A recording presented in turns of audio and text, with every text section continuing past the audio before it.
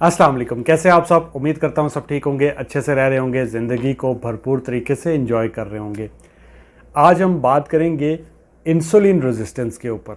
आपने शायद ही कभी कभी या कहीं पे ये लफ्ज़ सुना होगा कि जी इंसुलिन रेजिस्टेंस हुई है फ़लाँ बंदे को, या फिर आपने एक अक्सर बात सुनी होगी कि मेरा वज़न कम नहीं हो रहा जी, मैं वॉक भी कर रहा हूँ, सारी चीज़ें कर रहा हूँ, लेकिन मुझे किसी ने बताया आपको इंसुलिन रेजिस्टेंस है। तो ये जो इंसुलिन रेजिस्टेंस होती है ये क्या है, बहुत ही सिंपल ज़ुबान में समझाऊंगा ताकि आपको अच्छे से समझ आ जाएगी और आज के बाद आप भूलेंगे नहीं कि ये जो इंसुलिन रेजिस्टेंस है ये क्या होती है।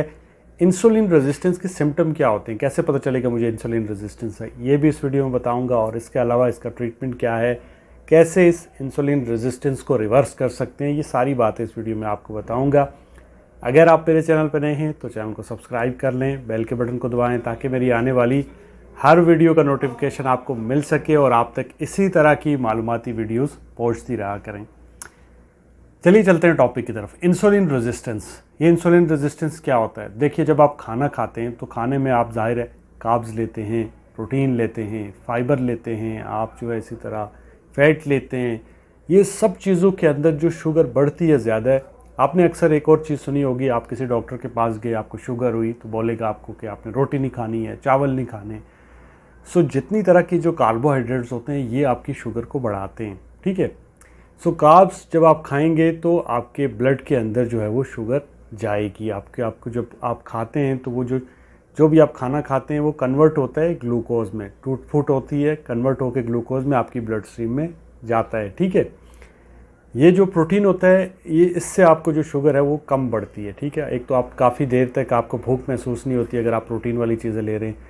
जो फैट होता है उससे भी थोड़ी बहुत बढ़ती है, लेकिन सबसे ज़्यादा जो आपकी शुगर बढ़ती है वो कार्बोहाइड्रेट से बढ़ती है। जब आप रोटी खाते हैं, चावल खाते हैं, अनाज खाते हैं, आप फ्रेंच फ्राइज़ खाते हैं, बाहर का पिज़्ज़ा वगैरह सारी चीज़ें जो पैक्ड इन प्रोसेस फूड होता है वो खाते हैं तो आपकी शुगर स्पाइक कर जाती है, बढ़ जाती है, ठीक है। तो अब होता क्या है, जब आपने खाना खाया, ठीक है, यानी आपने कार्बोहाइड्रेट्स खाए, अब वो खाना जब आपने खाया तो वो आपके जो टूट फूट हुई उसके बाद वो ग्लूकोज में कन्वर्ट हो गया, या फिर और सिंपल कर दें तो वो शुगर में कन्वर्ट हो गया, ठीक है। शुगर में कन्वर्ट हुआ, आपकी ब्लड स्ट्रीम के अंदर गया। अब वो ब्लड स्ट्रीम के अंदर गया, उसके बाद क्या है, वो ज़ाहिर है आपकी शुगर बढ़ गई। आपने कभी अगर खाने के बाद, जिन लोगों को शुगर है उन्होंने चेक किया एकदम से खाने के बाद तो बहुत ज़्यादा दिखाता है। वो क्यों दिखाता है? बढ़ती है। आप जो ही खाते हैं खाना। अब होता क्या है कि किसी भी गाड़ी को जब आप चलाते हैं तो उसकी मेंटेनेंस के लिए आपको फ्यूल की ज़रूरत होती है, आपको उसका ऑयल चेंज करना पड़ता है, पुर्ज़ों के अंदर छोटी छोटी ग्रीस डालनी पड़ती है। सारे मिलके उसको एक गाड़ी को चलाने में मदद देते हैं। इसी तरह ये जो शुगर है, ठीक है, जो आपने खाई है, जो ग्लूकोज आपने अंदर ली है, इसको आपकी बॉडी के हर सेल तक पहुंचाने के लिए एक हार्मोन की ज़रूरत होती है।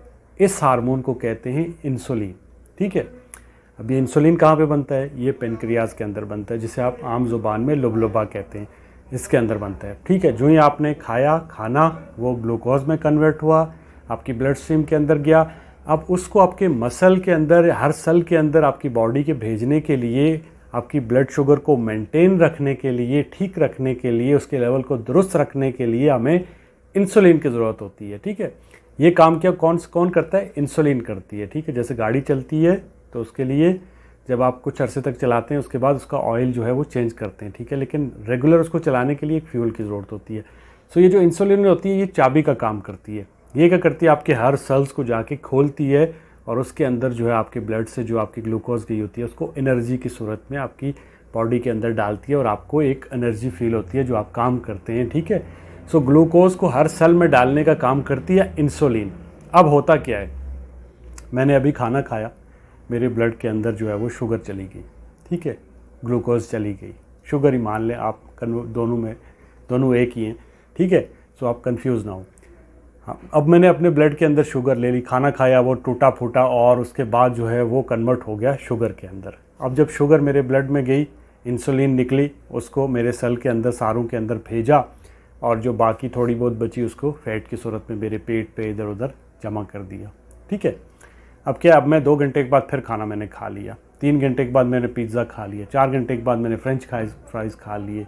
अब मैं खाना खा रहा हूँ, ज़्यादा खाना खा रहा हूँ। आपने अफ़गानिस्तान में देखा होगा अभी जो वहाँ पे वीडियोस चल रही हैं, एक जहाज़ के अंदर जो है वो बंदे घुस रहे हैं घुस रहे हैं घुस रहे हैं, पीछे 2-3 आर्मी वाले खड़े हैं, वो धक्का दे रहे हैं, एक दूसरे को धक्के दे रहे हैं, अंदर घुस रहे हैं। अब क्या होगा, अंदर घुसते घुसते घुसते जगह फुल हो गई, अब पीछे बंदे ज़्यादा ज़रूरत पड़ रहे हैं, एक तो लाइन ख़त्म ही नहीं हो रही है। अब आपको अपने सिपाही बढ़ाने पड़ेंगे, 3 से 4 सिपाही हो गए, 4 से 5 सिपाही हो गए। सिपाही कौन है? इंसुलिन है।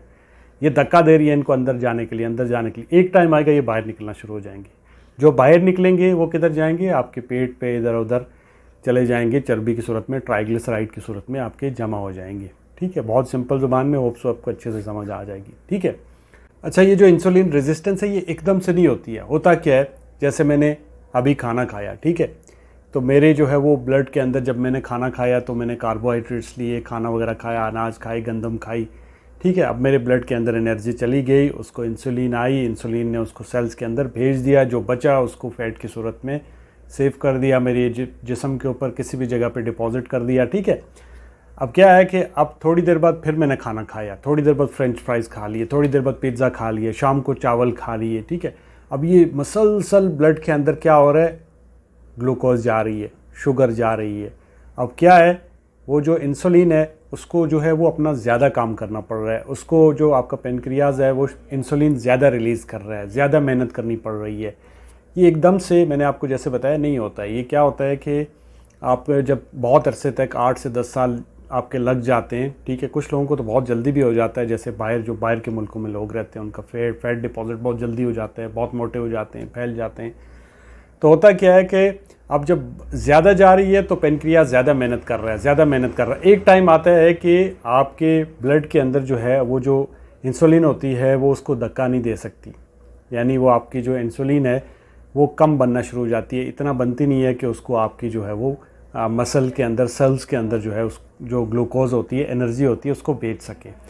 अब रिज़ल्ट क्या होगा कि आपके ब्लड के अंदर इंसुलिन भी बढ़ जाएगी और शुगर भी बढ़ जाएगी, ठीक है, ग्लूकोज भी बढ़ जाएगी। जब ये दोनों चीज़ें बढ़ जाएंगी तो फिर हो जाएगी आपको रेजिस्टेंस, जिसे इंसुलिन रेजिस्टेंस कहते हैं। बहुत इसको और अगर बिल्कुल सिंपल से आपसे अगर कोई पूछे कि जी इंसुलिन रेजिस्टेंस क्या है, तो आप उसे ये क्या कह सकते हैं कि मेरे ब्लड के अंदर इंसुलिन बन तो रही है लेकिन वो काम नहीं कर पा रही है। तो इसको बहुत सिंपल इस तरह से आप ये समझ सकते हैं कि आपके ब्लड के अंदर इंसुलिन है लेकिन वो अपना काम नहीं कर पा रही, वो चाबी तो है लेकिन वो ताला खुल नहीं रहा उससे। ठीक है, तो इस तरह से ये जो है इंसुलिन रेजिस्टेंस इसको कहते हैं। अब ये कैसे पता चलेगा कि जी फलां बंदे को इंसुलिन रेजिस्टेंस हो चुकी है? तो उसके कुछ सिम्टम हैं जो कि आपको अपने जहन में रखने चाहिए। अगर आपके साथ ये सिम्टम हैं तो आपको इंसुलिन रेजिस्टेंस है। सबसे पहला जो सिम्टम है वो है आपके पेट के ऊपर चर्बी का होना। अगर आपका पेट बड़ा हुआ है, पेट ज़्यादा निकला हुआ है, तो आपको इंसुलिन रेजिस्टेंस हो सकती है। इसके अलावा क्या हो सकता है, अगर आपको बार बार पेशाब आ रहा है, फ्रीक्वेंटली आप जो है आप पेशाब करने के लिए जा रहे हैं, आपको बार बार पेशाब आ रहे हैं, तो आपको इंसुलिन रेजिस्टेंस हो सकती है। इसके अलावा क्या हो सकता है, इसके अलावा अगर आपको भूख ज़्यादा लगती है और प्यास ज़्यादा लगती है, तब भी आपको इंसुलिन रेजिस्टेंस हो सकती है। इसके अलावा अगर आपकी ब्लड शुगर हाई रहती है, ठीक है, आपने जाके चेक करवाई, आपकी फास्टिंग में जो है वो ब्लड शुगर ज़्यादा आ रही है, तो आपको इंसुलिन रेजिस्टेंस हो सकती है।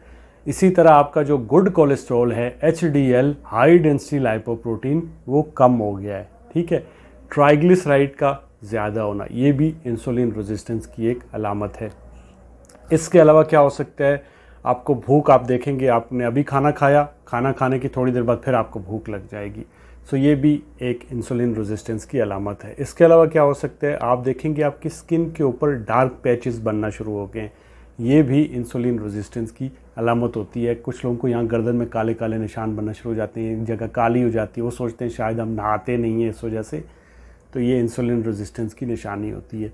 इसी तरह कुछ लोगों को स्किन टैग बनना शुरू हो जाते हैं, तो ये भी जो छोटी छोटी चुइयाँ बोलते हैं जिनको आम ज़ुबान में इधर निकलना शुरू हो जाती हैं, यहाँ पे जहाँ भी आपकी स्किन बेंड होती है वहाँ पे निकलती हैं, तो ये भी अलामत है। क्यों अलामत है? क्योंकि जहाँ भी गोश्त ज़्यादा होगा वहाँ पे ये निकली होगी, तो ये अलामत होती है कि आपको इंसुलिन रेजिस्टेंस है। सो ये सारी अलामतें हो सकती हैं आपको इंसुलिन रेजिस्टेंस की।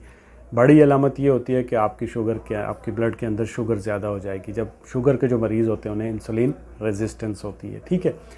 तो इसको रिवर्स कर सकते हैं, इसको ठीक कर सकते हैं। ठीक करने के लिए क्या करना चाहिए?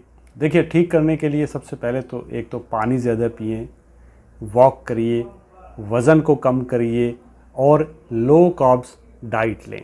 ऐसी चीज़ें खाएं जिनमें कार्बोहाइड्रेट्स या तो बहुत ही कम हो, या फिर अगर बंद कर सकते हैं, अगर शुगर नहीं हुई है तो आप इनको बंद भी कर सकते हैं। ठीक है, ठीक है। एक और हल है इसका, कीटो डाइट। जो कीटो डाइट होती है उसमें भी यही कहा जाता है, मतलब बहुत सारे लोग जाते हैं, जाके कहते हैं मेरा वज़न कम नहीं हो रहा, लेकिन वो कीटो डाइट पे शिफ्ट होते हैं, वज़न कम हो जाता है। क्यों कम होता है? इंसुलिन रेजिस्टेंस होती है। अब कीटो डाइट का क्या होता है, आप मेरी कीटो वाली वीडियो देखेंगे तो आपको समझ आ जाएगी। कीटो में क्या होता है कि कीटो में आपको फैट जो होता है वो ज़्यादा दिया जाता है, प्रोटीन थोड़ा कम दिया जाता है, और कार्ब्स जो है वो बिल्कुल कम दिए जाते हैं। जो आम हम जो डाइट प्लान बना के देते हैं उसमें क्या होता है, कार्बोहाइड्रेट ज़्यादा होते हैं, ठीक है, फैट थोड़ा, प्रोटीन उसके नीचे होता है और उसके नीचे कम, यानी फैट सबसे कम होता है। जो कीटो होती है उसमें फ़ैट ज़्यादा होते हैं, समझ आई ये बात। तो उसमें कार्ब्स जो होते हैं वो कम होते हैं। मेन चीज़ है जब आप कार्बोहाइड्रेट्स को निकाल लेंगे, ठीक है, जो कि ज़्यादा है आपके ब्लड के अंदर ग्लूकोज को भेज रहे हैं, तो जाहिर है जब आपके ब्लड के अंदर ग्लूकोज कम जाएगी तो इंसुलिन को अपना काम जो है वो अच्छे से करेगी। आपका जो पेनक्रियाज है वो इंसुलिन को आराम से रिलीज़ करेगा और वो आराम से काम करेगी। बहुत ज़्यादा डालेंगे जैसा मैंने आपको पहले वीडियो में बताया वैसा होगा। ठीक है, सो ये भी हल है कि आप कीटो डाइट पे शिफ्ट होके, अगर आपको इंसुलिन रेजिस्टेंस है तो वेट वहाँ से कम कर सकते हैं, आप इंसुलिन रेजिस्टेंस को रिवर्स कर सकते हैं। एक और चीज़ है फास्टिंग। अगर आप अपने आप को थोड़ा सा रेस्ट देंगे, ठीक है, गाड़ी गर्म हो जाती है, हमें उसे थोड़ी देर के लिए पानी शानी चेंज करना पड़ता है, ठंडा पानी डालना पड़ता है, तो फास्टिंग जो आम ज़ुबान में आप रोज़ा वगैरह रख सकते हैं। अगर आप रोज़े रखते हैं या फिर आप खाली पेट रहते हैं काफ़ी देर तक, तो ये बहुत ही अच्छा होता है। इससे भी आपका जो इंसुलिन रेजिस्टेंस है वो ख़त्म हो जाएगा, रिवर्स होगा। क्यों? क्योंकि जब आप खाली पेट रहेंगे तो जाहिर है आपकी जो फैट जमा हुआ है इधर उधर, वहाँ से जो है आपकी बॉडी उसको इस्तेमाल करेगी एनर्जी के तौर पे, तो वो फैट वहाँ से निकलेगा, आपकी ब्लड के अंदर ग्लूकोज की सूरत में जाएगा, तो उसको बॉडी आपका फ्यूल के तौर पे इस्तेमाल करेगी। सो फास्टिंग भी एक अच्छा तरीका है। अगर आपको इंसुलिन रेजिस्टेंस है, आप वज़न कम कर रहे हैं, वज़न कम नहीं हो रहा है, तो आप इसको इस्तेमाल कर सकते हैं। ठीक है, इसके अलावा जो है आप अपना खाना जो है वो कम करके, मेन जो चीज़ है वो एक ही है कि आप जो कार्ब्स हैं उनको निकालें, अपनी डाइट से उनको कम कर दें। रोटी, चावल, अनाज, ये चीज़ें कम करिए, बाहर के खाने इनको कम करिए, आपको जो इंसुलिन रेजिस्टेंस हुई है वो कम हो जाएगी, रिवर्स होगी। ठीक है, सो आप इसको इस तरह से ठीक कर सकते हैं। जो कीटो डाइट है वो भी अपना सकते हैं। और इसके अलावा जो जिन लोगों को इंसुलिन रेजिस्टेंस हुई है उनके लिए एक अच्छी चीज़ होती है कि दार चीनी, बहुत ज़बरदस्त दार चीनी जो सिनेमन होती है, उसको अगर आप चाय के अंदर डाल के डेली दिन में 1-2 दफ़ा इस्तेमाल करेंगे तो ये बहुत ही अच्छी जो है आपकी जो इंसुलिन रेजिस्टेंस है उसको रिवर्स करने में काफ़ी मदद करती है। इस पर भी आने वाले दिनों में मैं आपको एक वीडियो बना के बताऊँगा। बट हैविंग सेड दैट, अगर आप इंसुलिन रेजिस्टेंस से बचना चाहते हैं, वज़न कम करिए और लो कार्ब्स डाइट लें, वॉक करिए, ठीक है, और खाने को कम करिए। खाना बहुत ज़्यादा खा रहे हैं, बार बार खा रहे हैं, तो ऐसा होता रहेगा। होप सो कि आपको समझ आ गया होगा कि इंसुलिन रेजिस्टेंस क्या होती है। इससे बचने के लिए कीटो पे भी आप शिफ्ट हो सकते हैं, कीटोसिस पे चले जाएंगे, इंसुलिन रेजिस्टेंस ख़त्म हो जाएगी। दुआओं में याद रखिएगा।